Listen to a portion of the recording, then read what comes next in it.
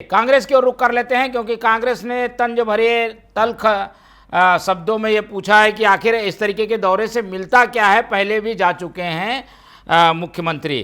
दुबे जी, क्या लग रहा है भाई, प्रदेश के कुछ आवश्यकताएं होती हैं जिसके लिए केंद्रीय मंत्रियों से मिलना पड़ता है, लेकिन आप लोग तो इस दौरे पर ही सवाल उठा देते हैं। जब भी मुख्यमंत्री या कोई भी बड़ा नेता दिल्ली जाता है, कुछ ना कुछ तो मिलता ही है वहां से।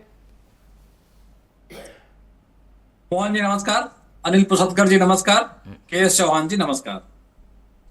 देखिए मोहन जी, छत्तीसगढ़ में जिस प्रकार से स्वास्थ्य व्यवस्था बदहाल है, छत्तीसगढ़ में जिस प्रकार से शिक्षा व्यवस्था बदहाल है, छत्तीसगढ़ में जिस प्रकार से खनिज के लिए गोलियां चल रही हैं, चाकू चल रहे हैं, छत्तीसगढ़ में जिस प्रकार से कानून व्यवस्था बदहाल है, और उसके बाद आप यदि सड़क को विकास की परिकल्पना जोड़ करके बात करेंगे, आम जनता हाहाकार मचा हुआ है।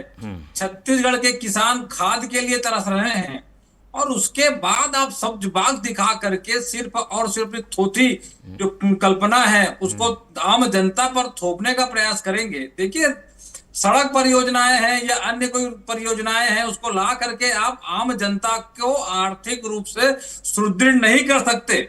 आप सड़क परियोजनाओं को धरातल पर लागू करके पर्यावरण को क्षति पहुंचाने का काम करेंगे, आम जनता के जेब में टोल रूपी भार देने का काम करेंगे। छत्तीसगढ़ का विकास कब होगा? जब छत्तीसगढ़ की जनता को, हमारी माताओं बहनों को 500 रुपए में गैस कनेक्शन मिलेगा, छत्तीसगढ़ के किसानों के बच्चियों को 2 लाख रुपया छात्रवृत्ति में शिक्षा के लिए लाभ मिलेगा, छत्तीसगढ़ के बच्चे हैं उनको मासिक ट्रेवलिंग अलाउंस जो मोदी की गारंटी के नाम में इन्होंने घोषणा पत्र बताया था, उसमें काम करेंगे तो छत्तीसगढ़ का विकास अपने आप में हो जाएगा।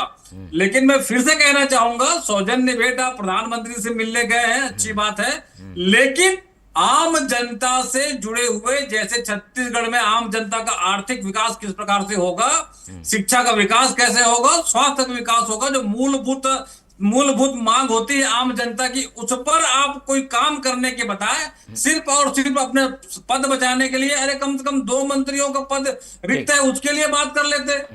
लेकिन सिर्फ और सिर्फ छत्तीसगढ़ में जो शराब की नदियां बह रही है, आय के लिए छत्तीसगढ़ में राजस्व प्राप्ति के लिए शराब की नदियां बहाई जा रही है। हो सकता है कि नरेंद्र मोदी जी और केंद्र सरकार कुछ योजना, कुछ राशि भेंट कर दे, तो कुछ शराब दुकानें बंद करके राजस्व के नाम पर नौटंकी और राजस्व के नाम पर शराब की नदियां बहनी थोड़ी कम हो जाए। लेकिन मैं फिर से कहना चाहूंगा, अपना राज धर्म निभाते हुए छत्तीसगढ़ की ग्रामीण अवस्था मजबूत हो, छत्तीसगढ़ के आदिवासी मजबूत हो, छत्तीसगढ़ के किसान खुशहाल हो, इस दिशा में काम करना चाहिए।